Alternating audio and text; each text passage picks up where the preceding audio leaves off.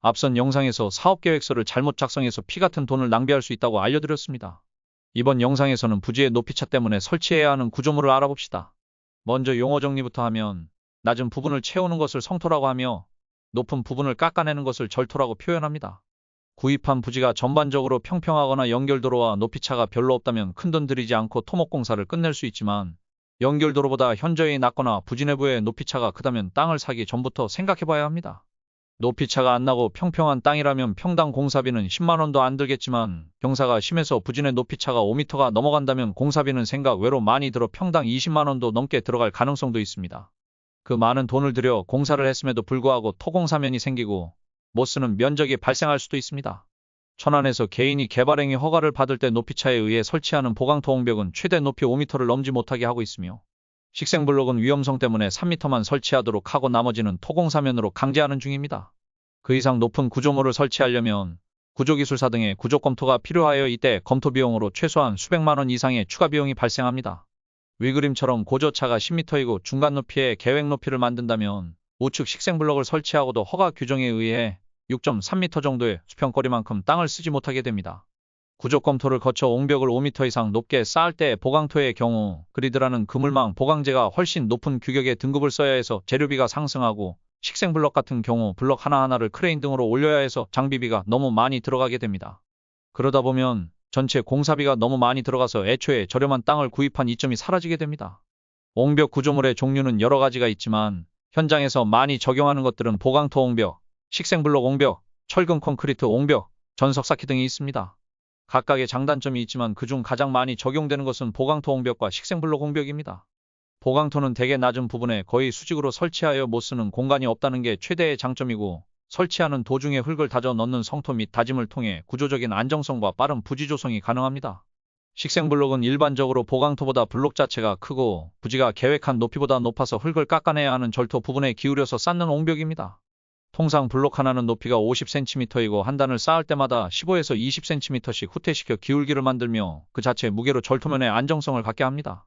두 가지 방식 모두 블록 뒷체움으로 배수성이 좋은 자갈을 뒷체움석으로 반드시 넣어주어야 합니다.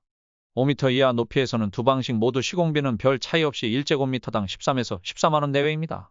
두 방식은 지금은 거의 대부분 철근 콘크리트 옹벽을 대체하여 적용되고 있는 상황이기도 합니다.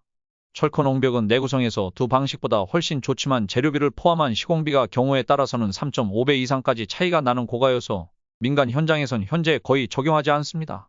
그 외 전석 쌓기나 찰 쌓기 등의 돌을 쌓는 방식이 있지만 개인적으로 추천하지는 않습니다.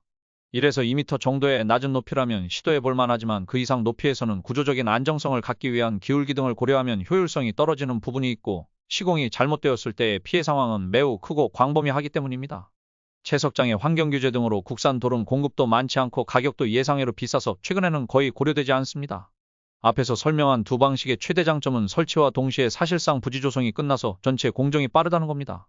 철콘 옹벽은 콘크리트 양생까지 걸리는 시간이 훨씬 더 길고 양생이 어느 정도 끝나야 그때부터 성토 다짐 작업을 할 수 있지만 보강토 옹벽은 쌓으면서 동시에 성토 다짐을 할 수 있어 공기 단축에 훨씬 유리합니다. 철콘 옹벽은 특히 절토 부분에 적용할 때 터파기 작업이 과도하게 많이 발생하고 경계에 딱 붙여서 설치하기 위해서는 이웃 땅을 침범하여 터파기를 해야 하는 문제가 발생합니다.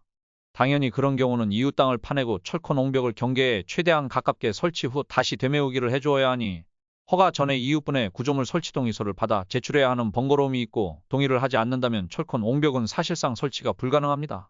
즉, 위 그림처럼 소단 규정 등을 맞추고 최대한 내 땅 경계까지 철콘 옹벽을 설치해도 그림처럼 빨간 부분의 흙을 제거해야 공사가 진행되며 그 부분은 이웃 땅이어서 반드시 사전에 동의서를 받아야 한다는 뜻입니다.